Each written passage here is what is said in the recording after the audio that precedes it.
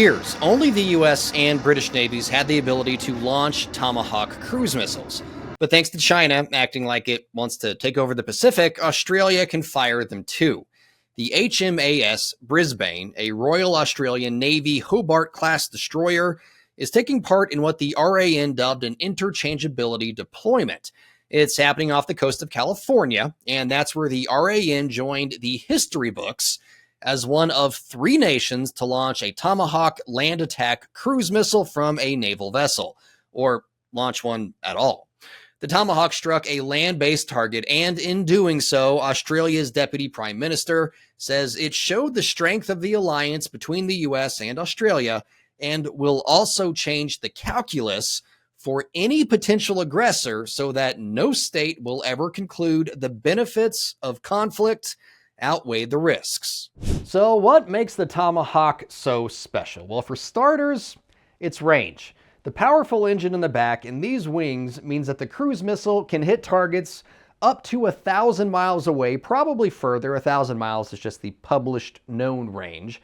And it has a fairly stealthy profile, and these wings help it fly extremely low, which means that the Tomahawk can avoid radar detection. They used advanced guidance systems here in the front, which, it has a stored database of what the ground is supposed to look like on its path, and then it, takes pictures of the ground and matches it in real time with its database, so it knows where it's going at all times. Also, they can get updated target information mid-flight and can loiter. So a Tomahawk can be fired, maybe the target that was in the area left, or maybe the Tomahawk is waiting for a target to come back. So it can just kind of loiter around, wait in the air, and then find a target and strike. Tomahawks can hit things on land or at sea, and they can carry a number of different warheads depending on the mission.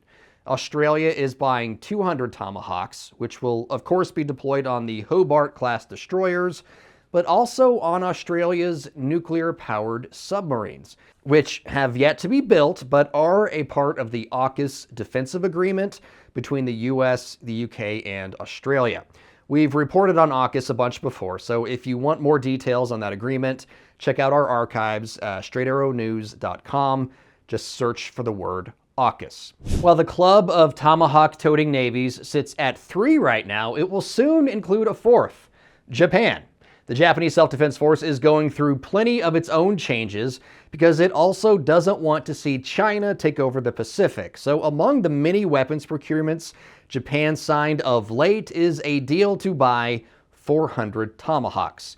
And the buildup in force by US allies is part of a coordinated effort to try and deter Chinese military action, or snuff it out if it comes to that. So let's take a look at how that strategy is playing out. Down in the southern Pacific, we have Australia. Like we said, they just purchased a bunch of Tomahawks. The Australian ground forces are also training regularly with their US counterparts. The Philippines also has some US armaments, plenty of US bases in the Philippines. It's called an aircraft carrier that you can't sink because of just all the different islands that make up the Philippines. Also Taiwan, there's Taiwan. Taiwan produces most of the world's microprocessors, so one of the reasons why China wants to reunify with Taiwan, other than historically considering it part of its own country, the technology that is produced on this small island powers things all over the world. Japan, like we said, also 400 Tomahawk missiles. So between all of these nations, South Korea obviously also is a US ally, but we can see kind of the pattern that the US is trying to create. So here's Australia, and then the Philippines, Taiwan, and the Japanese archipelago. So all of those nations and resources are working together to trap China in this first island chain.